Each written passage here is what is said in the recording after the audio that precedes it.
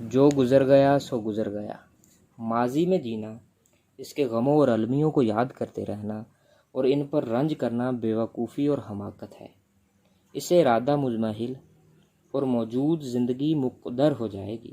حکماء کہتے ہیں کہ ماضی کی فائل لپیٹ کر رکھ دی جائے، اسے کھولا نہ جائے بلکہ ہمیشہ کے لیے بھلا دینا چاہیے۔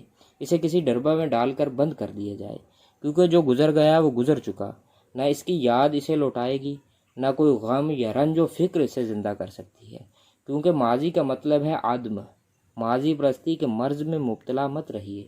جو چھوٹ گیا اس کی پرچھائیوں سے پیچھا چھڑائیے، کیونکہ آپ دریا کو اصل کی طرف، سورج کو مطلع کی طرف، بچہ کو ماں کے پیٹ میں، دودھ کو چھاتی میں اور آنسو کو آنکھ میں واپس نہیں لا سکتے۔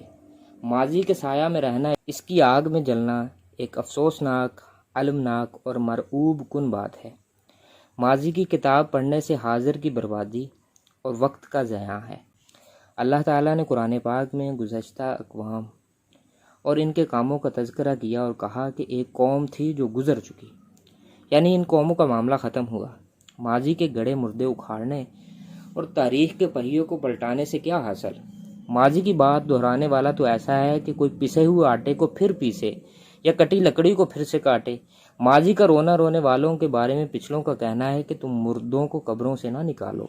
ہماری مشکل یہ ہے کہ ہم حال سے عاجز اور ماضی سے چمٹے ہوئے ہیں، اپنے خوبصورت محلات کو یوں ہی چھوڑ کر ماضی کے بوسیدہ قلعوں کو روتے رہتے ہیں، حالانکہ ماضی کو واپس لانے پر تو جن و انس جمع ہو کر بھی قادر نہیں ہو سکتے۔ لوگ پیچھے کی طرف نہیں دیکھتے، ہوا آگے کو چلتی ہے، پانی آگے کو بہتا ہے، کارواں آگے چلتا ہے۔ یہ سنت حیات ہے، آپ اس کی مخالفت نہ کریں۔